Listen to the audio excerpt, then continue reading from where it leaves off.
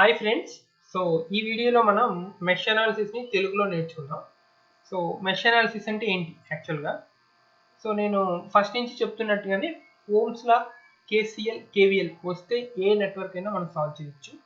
So దానిలో భాగంగానే mesh analysis అనేది ఒకటి ఉంది. మెష్ అనాలిసిస్ అంటే ఏంటి అంటే దీన్ని సింపుల్గా మనం మెష్ అనాలిసిస్ అంటే it is exactly equal to Ohm's law plus Kirchhoff's voltage law. ఇది రెండింటిని కలిపి మనం వాడితే దాన్ని మెష్ అనాలిసిస్ అంటాం. సో ఖచ్చితంగా చూద్దాం అసలు ఇది ఏంటి, ఏ మెష్ అనాలిసిస్ అంటే ఏంటి, ఏ విధంగా అవుతుంది, ఇవన్నీ కూడా ఒకసారి చూసుకుందాం. సో ఒక సర్క్యూట్ని తీసుకొని దాన్ని మెష్ అనాలిసిస్ కట్టి ఒకసారి చూద్దాం. సో సింపుల్ సర్క్యూట్ ఇది.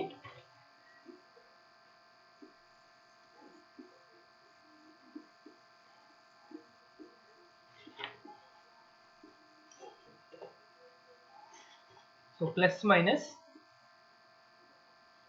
సో ఆబ్వియస్లీ ఇది ఒక వోల్టేజ్ సోర్స్, ఇక్కడ మనకు ఒక రెసిస్టర్ ఉంది, అలానే ఇక్కడ కూడా ఒక రెసిస్టర్ ఉంది, అలానే ఇక్కడ వోల్టేజ్ సోర్స్ ఉంది.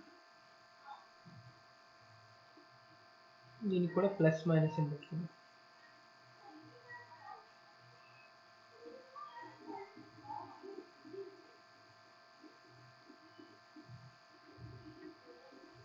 సో ఇది వోల్టేజ్ V1 అనుకుంటే, ఇది R1, ఇది R2, ఇది R3 అండ్ ఇది V2.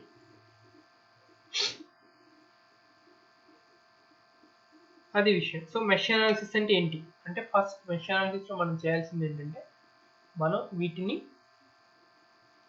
మెష్ అనాలిసిస్లో ఫస్ట్ కేవీఎల్ అనేది అప్లై చేయాలి, ఒక్కొక్క లూప్లో అప్లై చేయాలి. సో కేవీఎల్ మనం ఆల్రెడీ చూసాం, కేవీఎల్ అనేది ఒక లూప్లో మాత్రమే వర్కౌట్ అవుతుంది.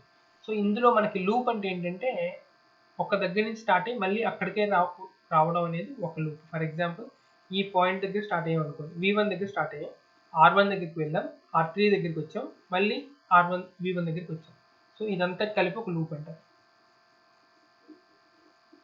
ఓకే, ఇందులో ఈ సర్క్యూట్లో అయితే 2 లూప్స్ ఉన్నాయి.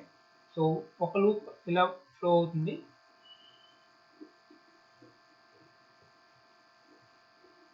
సో ఇది ఒక లూప్, ఇది ఇంకో లూప్. సో మనం డైరెక్ట్గా అక్కడ మనం ఇది కూడా కన్వెన్షనే, మనకి ఎలా కావాలంటే అలా తీసుకోవచ్చు, తప్పేం లేదు. సో ఇది I1, ఇది I2 అనుకుందాం.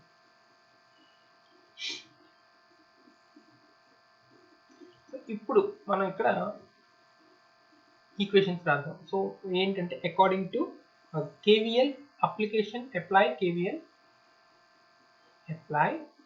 KVL at loop 1. So loop 1 అంటే ఇది. సో ఇందులో పాస్ అవుతున్న కరెంట్ మనకి I1. Okay, let the current passing through this will be I1.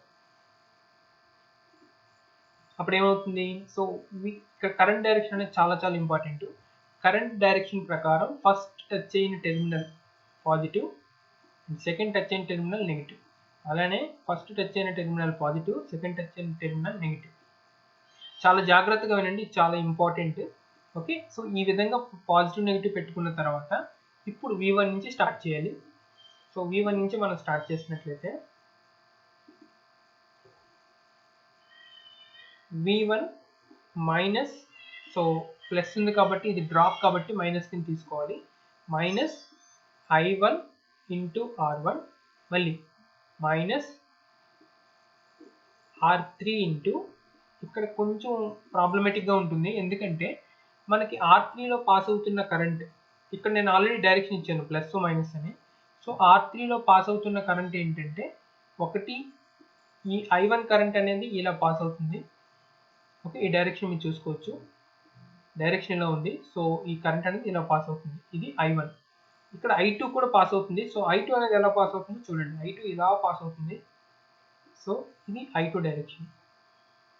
So ఇప్పుడు ఏమవుతుందంటే, నా డైరెక్షన్, నా conventional direction positive to negative అని నేను ఎప్పుడు అనుకుంటాను కాబట్టి, అది నా కన్వెన్షన్ కాబట్టి. So current passing through R3, for example నేను దీన్ని IR3 అనుకుంటాను. So current passing through R3 is equal to ఏమవుతుంది, ఇది నా conventional direction. So same direction conventional డైరెక్షన్లోనే ఉంది కాబట్టి I1ని పాజిటివ్గా తీసుకుంటాను.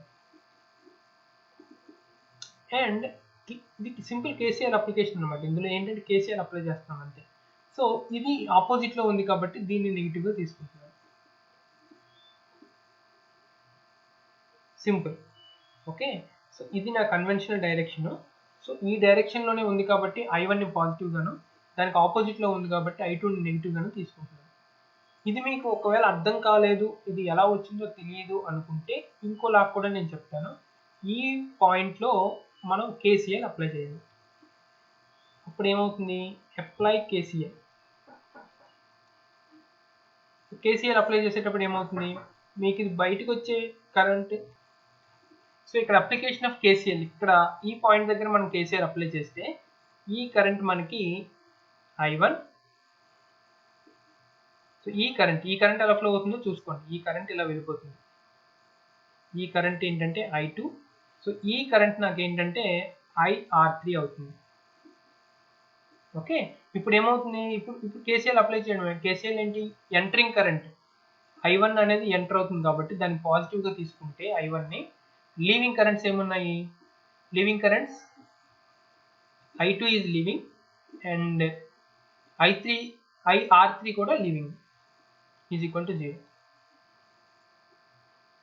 ఇప్పుడు ఏమైంది? ఇప్పుడు చెప్పండి. IR3 is equal to I1 minus I2. So same thing మనకు వస్తుంది. ఓకే, ఇది చిన్న కాన్సెప్ట్, ఇది మాత్రం గుర్తుపెట్టుకోవాలి. ఓకే, ఇది మాత్రం చాలా ఇంపార్టెంట్గా గుర్తుపెట్టుకోవాలి. ఇది ఇక్కడ కేసీఎల్ జస్ట్ అప్లై చేస్తాం. సో ఇది అయిపోయింది. సో R3 ఇప్పుడు మైనస్ R3లో, ఓకే, R3 ఇంటూ, సో R3లో పాస్ అవుతున్న కరెంట్ ఏమవుతుంది? I1 minus I2. This is I1 minus I2 equal to 0. So ఇది కిర్చాఫ్స్ కరెంట్ లాలో ఫస్ట్ లూప్కి మనం వేసుకుంటాం.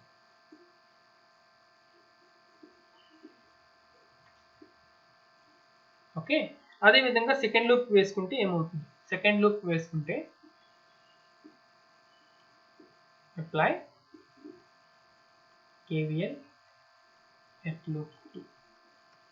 The current taken is I2 అనుకుంటున్నాం. ఇది కరెంట్.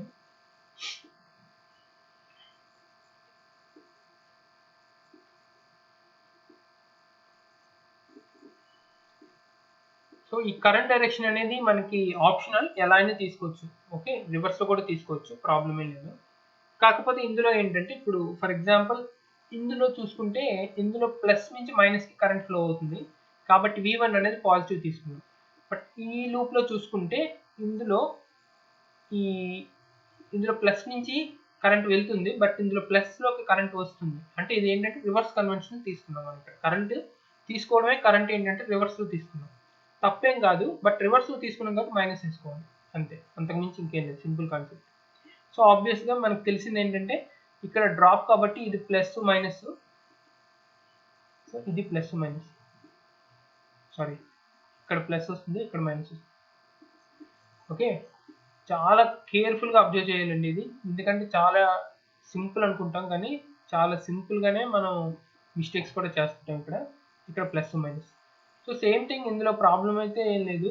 మనకి ప్లస్ ఎక్కడైతే టచ్ అవుతుందో అన్ని కూడా మైనస్లో తీసుకోవాలి. ఫర్ ఎగ్జాంపుల్ ఇక్కడ ప్లస్ టచ్ అయింది, so it is minus I2 R2. మళ్ళీ ఇక్కడ కూడా ప్లస్ టచ్ అయింది, so it should B minus V2. మళ్ళీ మైనస్, ఇందులో కరెంట్ ఏంటంటే ఇప్పుడు ఇందాక దాంట్లో పైనుంచి వచ్చిన కరెంట్ తీసుకున్నాం, ఇందులో కింద నుంచి వెళ్తున్న కరెంట్ తీసుకోవాలి కాబట్టి ఇందులో R3 ఇంటూ కరెంట్ని I2 మైనస్ I1 కింద తీసుకోవాలి ఈజ్ ఈక్వల్ టు 0. ఇది ఒక టైప్ ఆఫ్ ఎక్స్ప్లెనేషన్. సో ఈ ఎక్స్ప్లెనేషన్ మీకు నచ్చింది అనుకుంటున్నాను. ఇన్ కేస్ మీకు ఇది అర్థం కాకపోతే ఇంకొక ఎక్స్ప్లెనేషన్ ఉంది. ఆ ఎక్స్ప్లెనేషన్ ఏంటి అంటే దీనికే, ఈ స్టెప్కే ఎక్స్ప్లెనేషన్ ఏంటంటే R3లో 2 కరెంట్స్ ఫ్లో అవుతున్నాయి, ఒకటి I1 అండ్ I2. బట్ మనం లూప్ 1లో ఉన్నాం కాబట్టి ఖచ్చితంగా మన కరెంటే ఎక్కువ అని మనం ఫీల్ అవ్వాలి. అర్థమవుతుందా? సో మన కరెంటే ఎక్కువ అని మనం ఫీల్ అవ్వాలి కాబట్టి I1 మైనస్ I2 అనేది వేసుకోవాలి. కన్వెన్షన్ ప్రకారం. అలానే లూప్ 2లో కూడా I2నే ఎక్కువ ఫీల్ అవ్వాలి. సో I2 మైనస్ I1 అని వేసుకోండి. అర్థమైందా? ఇది కూడా ఒక ఎనాలజీ. సో ఇది కూడా సింపుల్ గానే ఉంటుంది. బట్ ఒక్కొక్కసారి మిస్టేక్స్ చేసే ఛాన్సెస్ ఉంది. ఎందుకంటే ఇదే కరెంట్ డైరెక్షన్ నేను రివర్స్ లో తీసుకుంటే కరెంట్ అనేది ఇందులో నుంచి కూడా ఫ్లో అవుతుంది. I1 ఇలా ఈ డైరెక్షన్ వస్తుంది, I2 కూడా ఇదే డైరెక్షన్ వస్తుంది. అప్పుడు కరెంట్ పాసింగ్ త్రూ R3 ఏమవుతుందంటే I1 ప్లస్ I2 అవుతుంది.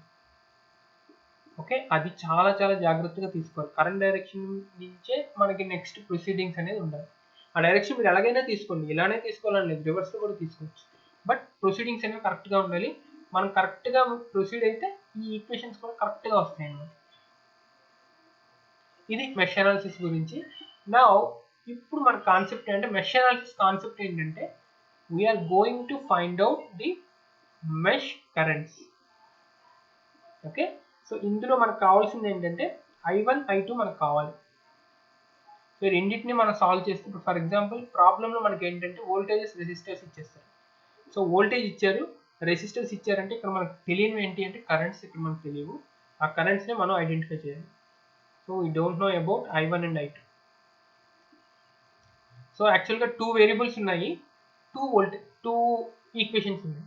సో ఈజీగా 2 ఈక్వేషన్స్ 2 వేరియబుల్స్ కాబట్టి సింపుల్గా మనం ఏదో ఒకటి చేసి మ్యాథమెటిక్ ప్రాబ్లమ్స్ ఏదో ఒకటి చేసి ప్రాబ్లమ్ సాల్వ్ చేసేయచ్చు.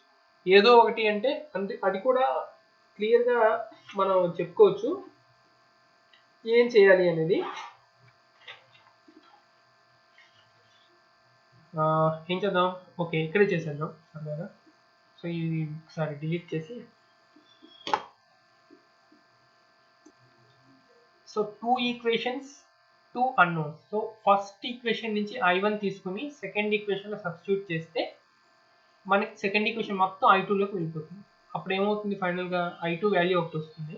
ఆ I2 వాల్యూని తీసుకెళ్ళి I1లో పెడితే ప్రాబ్లం సాల్వ్ అవుతుంది. Simple solution, simple problem. ఇలా కాదు, మనం ఇంకొంచెం అంటే ఇవి 2 ఉన్నాయి కాబట్టి చేసాము, 3 ఉంటే ఏం చేయాలి, 3 ఉన్న అలానే చేసుకుంటూ వెళ్తామా అంటే ఇట్స్ టైం కన్స్యూమింగ్, కరెక్ట్గా మనకి రాదు. దానికోసం ఏంటంటే మ్యాథమెటిక్స్లో మనం ఆల్రెడీ క్రామర్స్ రూల్ అని నేర్చుకున్నాం. క్రామర్స్ రూల్, ఓకే, ఆ రూల్ ప్రకారం మనం ప్రొసీడ్ అవ్వచ్చు. సో ఏంటి ఆ క్రామర్స్ రూల్ అనేది ఒకసారి చూసుకుంటే మనం క్రామర్స్ రూల్ గురించి సింపుల్గా ఒకసారి మనం ఇక్కడ వేసుకుంటే,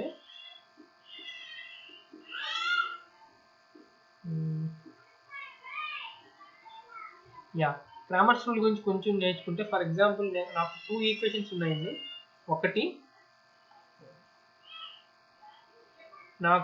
ఒకటి ఈ ఈక్వేషన్ ఉంది, 2x plus 3y is equal to 4, ఇది ఒక ఈక్వేషన్ ఉంది.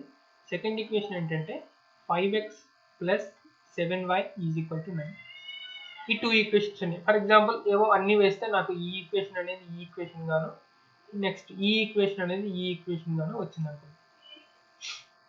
ఇప్పుడు దీన్ని సాల్వ్ చేయాలి. ఎలా సాల్వ్ చేస్తాం? సో సింపుల్, నేను చెప్పినట్టుగానే x is equal to y is equal to something in terms of xలో మార్చుకున్నాం అనుకోండి. అది తీసుకొచ్చి ఆ y తీసుకొచ్చి ఇందులో సబ్స్టిట్యూట్ చేస్తే మొత్తం ఇదంతా xలోకి మారిపోతుంది. అప్పుడు x విలువ వస్తుంది. ఆ విలువ తీసుకెళ్ళి yలో పెడితే y విలువ వచ్చేస్తుంది. సింపుల్గా. అలా కాకుండా క్రామర్స్ రూల్ ఏంటి చూద్దాం. క్రామర్స్ రూల్ మనం ఆల్రెడీ ఇందులో నేర్చుకున్నాము. దాని పేరేంటి, మ్యాట్రిక్స్లో నేర్చుకున్నామండి క్రామర్స్ రూల్. ఒకసారి అదేంటో చూద్దాం. క్రామర్స్ రూల్ ఏంటంటే దీన్ని ఫస్ట్ మనం మ్యాట్రిసెస్లోకి మార్చుకోవాలి. ఎలా? 2, 3, 5, 7 x and y is equal to 4, 9. 4 and 9. So ఈ విధంగా మ్యాట్రిక్స్లోకి మనం కన్వర్ట్ చేసుకుంటే x వాల్యూ మనకి ఏ విధంగా వస్తుంది అంటే x value is equal to modulus of ఈ 4, 9 అంటే ఫస్ట్ వాల్యూని 4, 9తో రీప్లేస్ చేసేయండి ఫస్ట్ కాలమ్ని. సో ఇట్ షుడ్ బి 4, 9, ఇది 3, ఇది 7 divided by again same thing ఏముంటే అవి. సో 2, 5, 3, 7 అంతే. సో మాడ్యులస్ ఏం చేస్తాం, AD మైనస్ BC, మాడ్యులస్ అంటే అదే కదా, ఇది ఏ బి సి డి అనుకుంటే మాడ్యులస్ ఏమవుతుంది ఏడి మైనస్ బీసీ అవుతుంది. సో ఆ విధంగా చూసుకున్నట్లయితే 4 × 7 మైనస్ 3 × 9 అవుతుంది పైన. అలానే కింద కూడా 2 × 7 మైనస్ 3 × 5 అవుతుంది. సో ఏమొచ్చింది పైన 28 మైనస్ 27 1, కింద ఏమొచ్చింది 14 minus 15, so minus 1. So it will be equal to -1. So X value is -1. అదే విధంగా y వాల్యూ కట్టామనుకోండి. So y is equal to ఏమవుతుంది మాడ్యులస్ ఆఫ్ ఈ కాలం అనేది సెకండ్ కాలంలో పడుతుంది. 2, 5 and 4, 9 divided by modulus of 2, 5, 3, 7. ఏమవుతుంది 2 × 9 18 minus 20, so it is -2. This one is 14 minus 15, so it is -1. So it will be equal to 2. So ఈ విధంగా మనకి x value -1 గాను y వాల్యూ 2 గాను వచ్చింది. అది విషయం. సో ఇది ఈ ఈక్వేషన్ ఫర్ ఎగ్జాంపుల్ అలా వచ్చింది అనుకోండి, ఇది I1 ఇది I2 అవుతుంది అన్నమాట. ఓకే, అది సింపుల్ సొల్యూషన్. ఇది మెష్ అనాలిసిస్ వాడి మనం ఈ విధంగా సాల్వ్ చేయాలి. సో ఇది చాలా చాలా ఇంపార్టెంట్ క్రామర్స్ రూల్ అనేది. ఎందుకంటే 3 మెషిన్లు ఉన్నప్పుడు మనకి చాలా కష్టమైపోతుంది. అటువంటిప్పుడు క్రామర్స్ రూల్ వాడామంటే చాలా ఈజీగా చేసేయచ్చు. 3 మెషిన్లు ఉన్న సేమ్ కాన్సెప్ట్ ఏంటంటే ఫస్ట్ ఎక్స్ అంటే ఫస్ట్ వాల్యూ కనుక్కునేటప్పుడు ఫస్ట్ కాలం మొత్తం ఈ లాస్ట్ కాలంతో రీప్లేస్ చేస్తాం. నెక్స్ట్ సెకండ్ వాల్యూ కనుక్కునేటప్పుడు సెకండ్ కాలం మొత్తం లాస్ట్ వాల్యూతో రీప్లేస్ చేస్తాం. అలానే థర్డ్ కనుక్కునేటప్పుడు థర్డ్ కాలం మొత్తం లాస్ట్ వాల్యూ కాలం దీంతో రీప్లేస్ చేస్తాం. సింపుల్ కాన్సెప్ట్, చాలా ఈజీగా ఉంటుంది. క్రామర్స్ రూల్ అయితే ఈజీగా వచ్చేస్తుంది అనమాట. అంటే ఇంకొక స్టెప్ తీసుకోవాల్సిన అవసరం లేదు. ఓకే, అది ఒకసారి ప్రాక్టీస్ చేయండి. నెక్స్ట్ ఇది మెష్ అనాలిసిస్ గురించి సింపుల్గా చెప్పాలంటే ఇది. నెక్స్ట్ క్లాస్లో నెక్స్ట్ వీడియోలో మనం నోడల్ అనాలిసిస్ గురించి నేర్చుకుందాం. Okay, thank you so much.